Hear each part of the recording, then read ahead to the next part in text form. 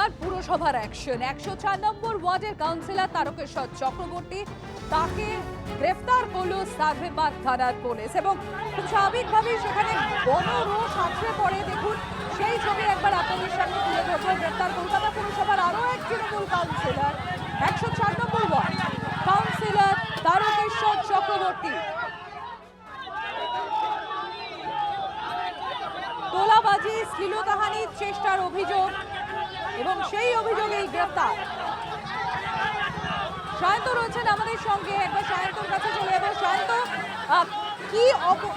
কি অভিযোগ এখনো পর্যন্ত রয়েছে এই তারকেশ্বর চক্রবর্তী 104 নম্বর ওয়ার্ডের কাউন্সিলরের বিরুদ্ধে? কেন মানুষজন এত ক্ষিপ্ত তার বিরুদ্ধে?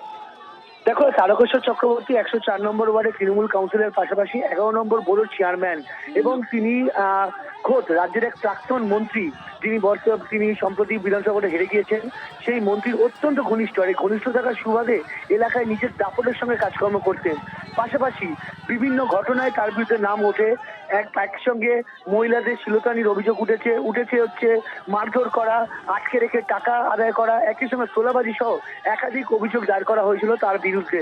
এবং সেই অভিযোগের ভিত্তিতে পুলিশ, সার্ভে থানার পুলিশ গতকাল রাতে তাকে ডেকে আনে, জিজ্ঞাসাবাদ করে এবং তার বয়ানে অসঙ্গতি পাওয়া যায় এবং তার বিরুদ্ধে একাধিক প্রমাণ রয়েছে সেটাও মূলত তার সামনে তুলে ধরা হয়। এরপরই তাকে গ্রেফতার করা হয়। আজ যখন তাকে আলিপুর আদালতে নিয়ে আসা হচ্ছিল তখন থানা থেকে বের হওয়ার সময় প্রিজন ভ্যানকে লক্ষ্য করে স্থানীয় লোকজন যারা তার উপরে যথেষ্ট ক্ষুব্ধ, লক্ষ্য করে ডিম ছোড়ে, জুতো ছোড়ে, পাথর ছোড়ে। অর্থাৎ সেখানে কিন্তু মানুষজন যথেষ্ট ক্ষেপে রয়েছে এই তারকেশ্বর চক্রবর্তীর বিরুদ্ধে, কারণ নিজের পদাধিকার বলে সে এলাকায় রীতিমতো দাপটের সঙ্গে রাতও চালাতো, এমনই অভিযোগ এলাকার বাসিন্দাদের। এবং আজকে তাকে আলিপুর আদালতে পেশ করা হয়েছে। মূলত একাধিক অভিযোগ রয়েছে এই দাপুটে কাউন্সিলরের বিরুদ্ধে। ধন্যবাদ সায়ন্ত। একবার দেখাই ঠিক সেই সময় কি পরিস্থিতি তৈরি হয়েছিল।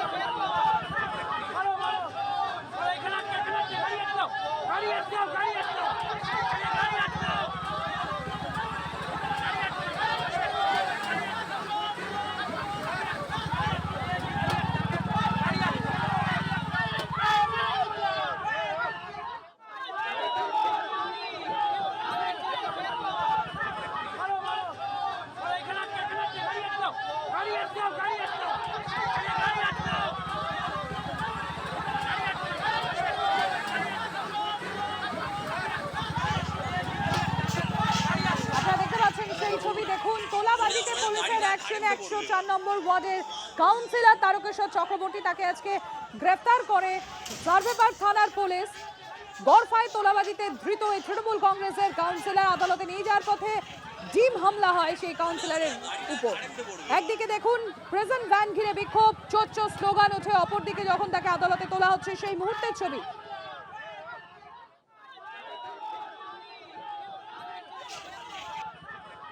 লাগাম ছাড়া দুর্নীতি হয়েছে, তার কারণ দুর্নীতি করলে পরে সব ছুট সাত খুন মা।